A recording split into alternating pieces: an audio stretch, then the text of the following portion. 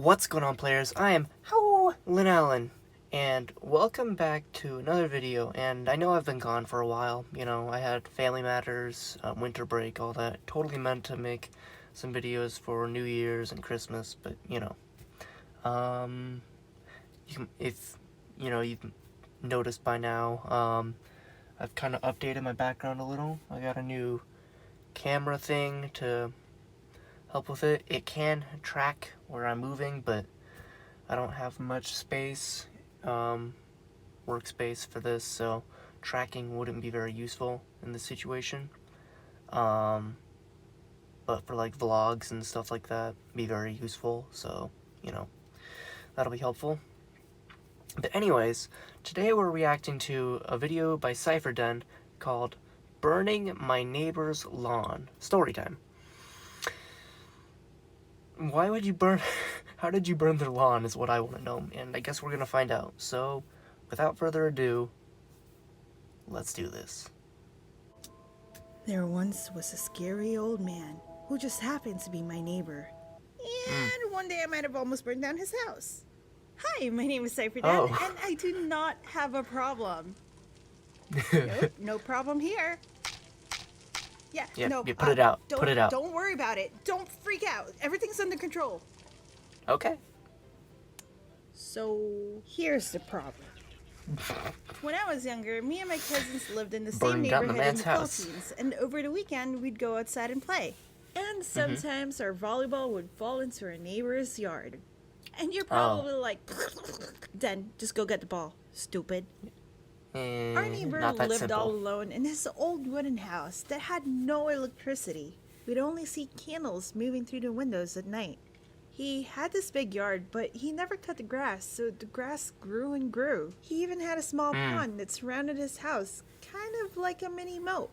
Except the pond wasn't really the cleanest of all ponds, and it was the Philippines, so the pond was more like stagnant water, because it flooded a lot where we lived, so that was probably filled with bacteria and all kinds of diseases. And so he's a wizard from Hogwarts. Water, you'd probably be infected with stupidity and death. Or touching that possibly deadly water can turn you into a ninja turtle and you'll have superpowers that makes you glow in the dark? Ano? Yes. Wait, don't touch that water, huh? No, Well, touch it. I know touch water.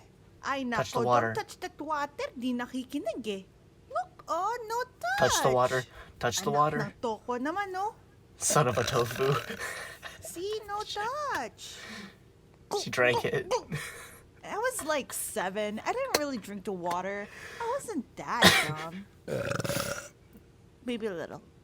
A couple of times, a random plastic bag would randomly fly out of my neighbor's window all the way from the second floor towards us. What? The plastic bag would explode on impact and food would splatter all over us.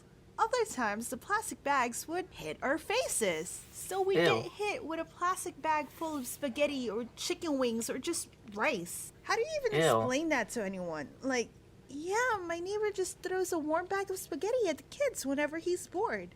What? Anyways, one day, all the other kids were napping, and I didn't really take naps Wake because up, I was losers. such a cool kid.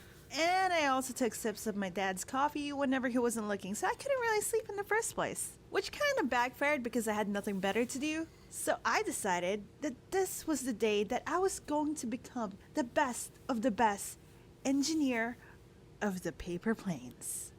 It sounded way cooler in my head back then, but boy, I was going to be the best. I wanted to make the perfect paper plane. I made planes that went completely straight, paper planes that twirled in the air.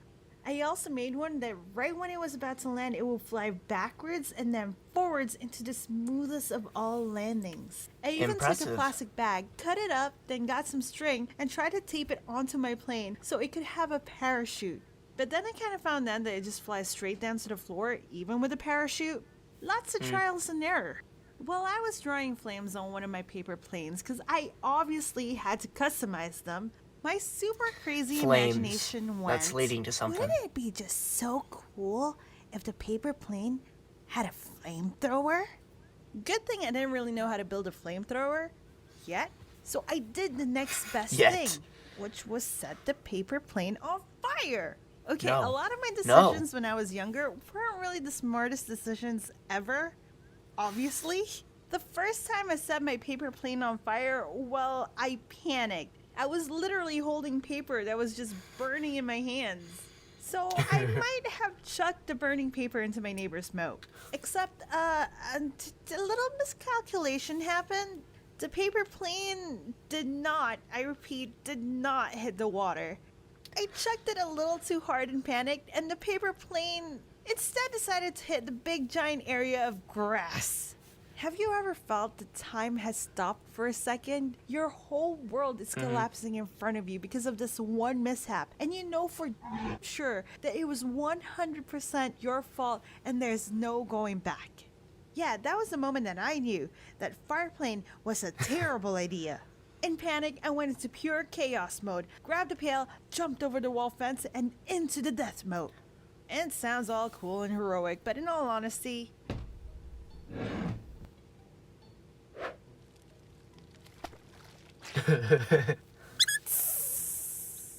thankfully, I only burnt down a small patch of grass. To apologize to my super scary neighbor, I ran back home and got my stash of mangoes. Yes, I had a stash of mangoes because I didn't like sharing my mangoes because I love mangoes. But you know, this was a good exception, right? Alright. So I knocked on my neighbor's door soaked in It's a good disgusting exception. green pond water with a bag of mangoes while sobbing in fear. I was a mess. I'm sorry that I brought you grass. I'm sorry, but I brought you some Aw. pickles. I hope you can forgive me. He looked at the grass and then back at me, and before he could say a word, I dropped the mangoes and I ran away. I straight up ran away and ran back into my house. Let me show you how dumb that looked.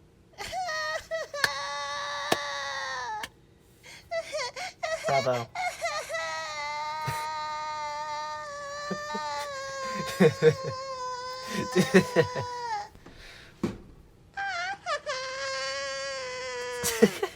So I do this thing where I smile whenever I'm scared or nervous by instinct.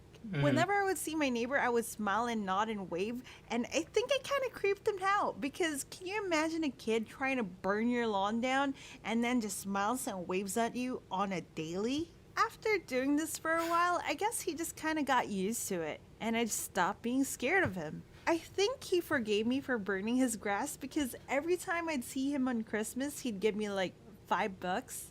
I'd smile, say thank you, and just run away. I don't know, I just ran away all the time. The flying bags of food, you may ask. When I got older, I found out that he was actually living with his sister, who was Sister? bedridden this whole time. She didn't have much of an appetite, so she would wrap up her food and throw it at kids, thinking that we would eat her unfinished food. What?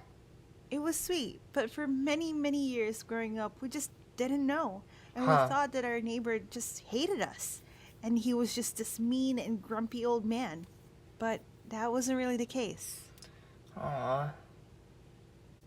That was a really sweet story. I liked that. That was touching. I liked it. Um, you know, don't judge a book by its cover. You know, you can't assume that people are one way when you don't really know them another way. You know? It's like saying you think someone is lonely or something like that because they're always at home or something like that, and then you later find out that they're there because they're taking care of someone. You know, you can't judge a book by its cover. You gotta get to know the person. So that's a really sweet story. But yeah, I really liked it. Very cool, funny. There were some good jokes in there. My camera acted up a few times, but you know, I'll figure it out. I like this new angle. I might stick with it. But thank you guys so much for watching. As always, I am Lynn Allen. And